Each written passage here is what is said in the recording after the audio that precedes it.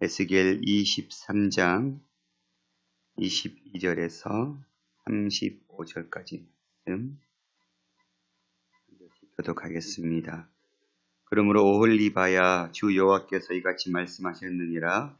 나는 내가 사랑하다 싫어하던 자들을 충동하여 그들이 사방에서 와서 너를 치게 하리니 그들은 바벨론 사람과 갈대아 모든 무리, 그곳과 서아와 고아 사람과 또 그와 함께한 모든 아수르 사람, 곧 준수한 청년이며 다 고관과 감독이며 귀인과 유명한 자여 다 말타는 자들.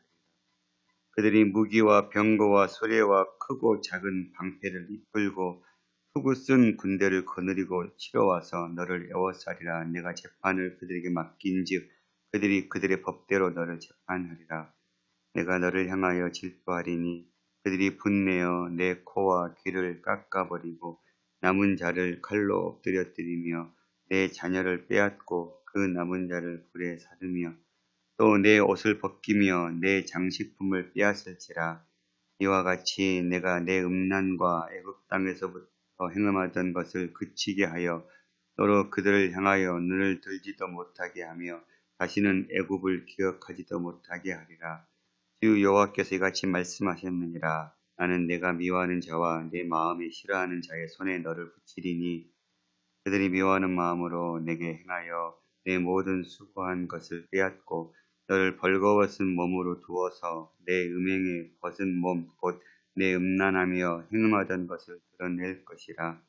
내가 이같이 당할 것은 내가 음란하여 하게 이방을 따르고 그 우상들로 더럽혔기 때문이로다. 내가 내 형의 길로 행하였은즉 내가 그의 잔을 내 손에 주리라. 주 여호와께서 이같이 말씀하셨느니라. 깊고 크고 가득히 담긴 내 형의 잔을 내가 마시고 코웃음과 조롱을 당하리라. 내가 내 형 사마리아의 잔 곧 놀람과 패망의 잔에 넘치게 취하고 근심할지라. 내가 그 잔을 다 기울여 마시고 그 깨어진 혀를 씹으며 내 유방을 꼬집을 것은 내가 이렇게 말하였습니다. 주 여호와의 말씀입니다. 그러므로 주 여호와께서 이같이 말씀하셨느니라. 내가 나를 잊었고 또 나를 내 등 뒤에 버렸은즉 너는 내 음란과 내 음행의 죄를 담당할지니라 하시니라. 아멘.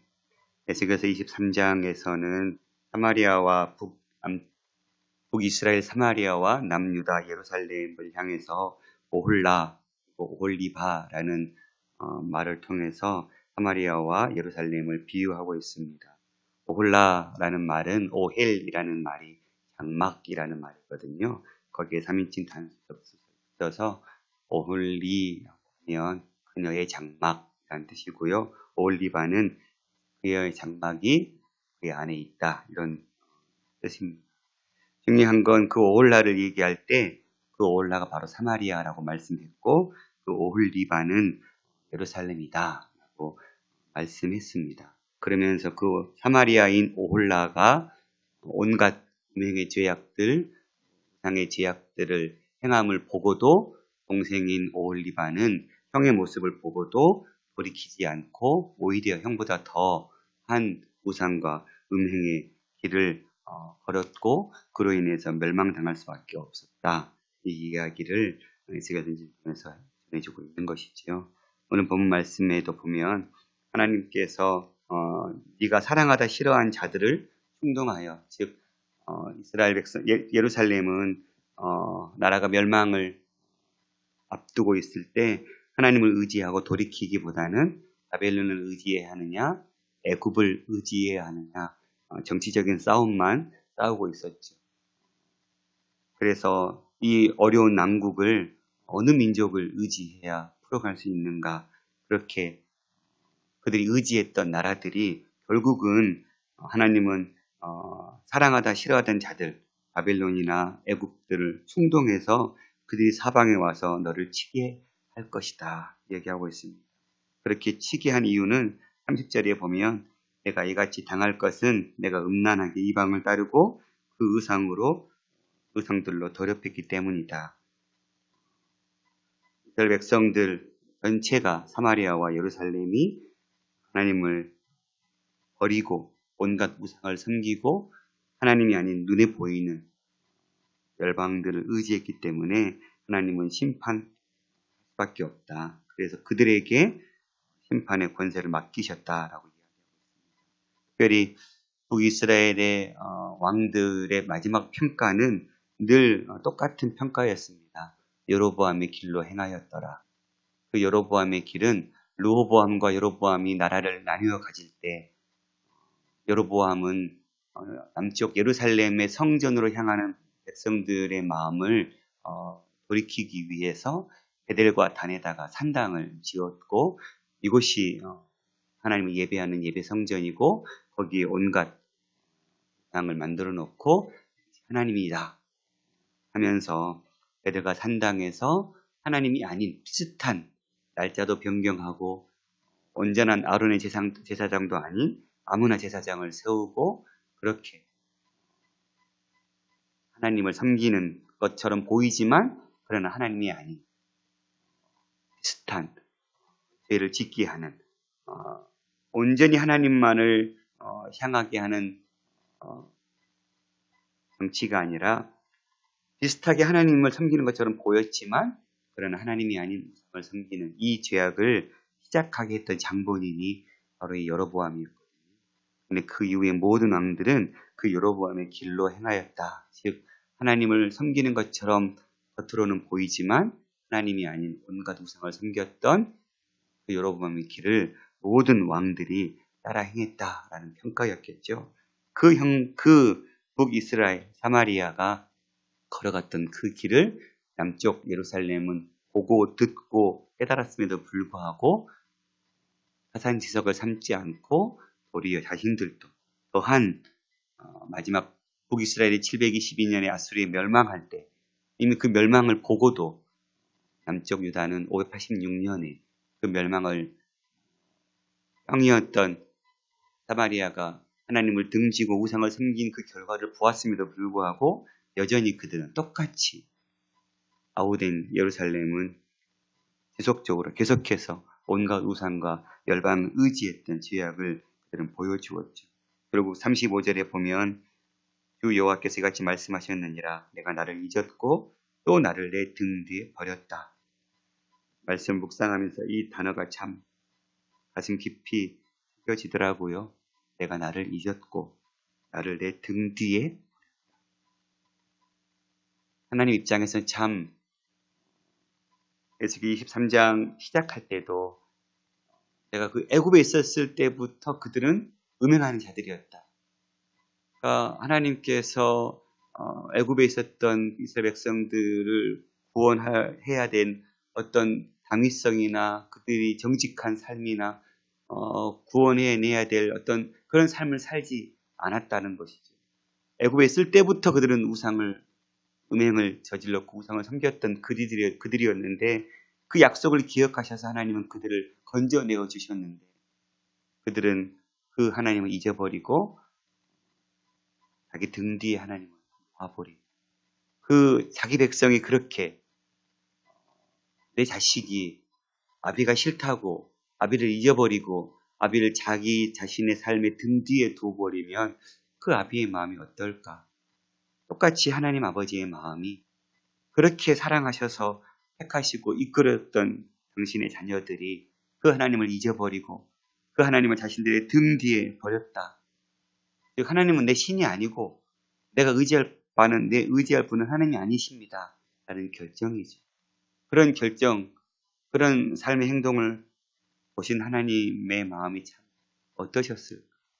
그리고 그들에게 여전히 내가 사랑하니 돌아와라. 바른 길을 가라고 수많은 선지자들을 보내셔서 돌이키기를 그렇게 기다렸음에도 불구하고 결국은 그 음성을 듣지 않고 각자의 길로 도리어 더 큰 여로보암의 길로 가고 있는 그 백성들을 보시는 하나님의 마음이 참 말로 표현할 수 없는 그런 마음이셨겠다. 그 말씀들을 묵상하면서 오늘날 우리는 어떤 삶을 살고 있는가? 이 죄악들이 에스겔 시대의 죄악들만은 아닌 것 같다는 생각이 참 많이 듭니다. 오늘날 현실에 내 삶을 바라볼 때도, 또 교회, 한국 교회를 바라볼 때도, 열방에 또 세워져 있는 교회들을 바라볼 때에 그 교회들이 하나님을 아버지로, 삶의 주인으로, 통치자로, 삶의 주관자로 온전히 그 자리에 모시고 그분의 뜻, 그분의 마음을 깨닫고 그분이 원하시고 바라보시는 그 믿음의 길을 걷고 있는가? 하나님께서 우리를 택하신 이유는 죽어가는 많은 사람들에게 하나님을 섬기는 나라, 하나님을 섬기는 백성들이 어떤 삶을 살고 있는지, 어떤 복을 누리는지, 어떤 길이 진짜 우리 인생에 붙잡아야 될 길인지를 보여주는 그런 제사장 나라의 샘플로 우리를 세우셨을 텐데, 동일하게 이스라엘을 세우신 것처럼 오늘날 우리를 먼저 택해 주신 이유는 나 혼자 구원도 얻고 잘 먹고 잘 살기 위함이 아니라 그런 참 진리를 가지고 살아가는 자의 삶이 어떤 삶인지를 보여줘서 거짓된 길로, 헛된 길로 가고 있는 그들에게 이 길이 바른 길입니다 를 보여주는 삶을 살아야 될 우리가 그 하나님을 버리고 잊고 오히려 등 뒤에 버리는 삶을 살고 있습니다. 그 하나님이라는 이름만을 이용해서 하나님을 섬기는 것처럼 보이지만 교회 공동체 안에서 그 공동체 안에서의 이익들에 얽매여서 그냥 종교 생활만 하고 있는 건 아닌지. 그러다 보니 교회 공동체가 하나님의 뜻을 이뤄내고 하나님의 진리의 말씀대로 살아가는 삶을 살아내야 세상에 비치고 소금일 텐데 그 일을 감당하지 못하니 밖에 버리워져 사람의 발에 밟힐 만한 그런 소금으로 연락돼 버린 건 아닌 거지. 말씀을 묵상하면서 철저하게 우리의 삶을 돌아보고 우리 내 신앙, 나는 정말 하나님을 온전한 나의 주님으로 믿고 따르고 있는가?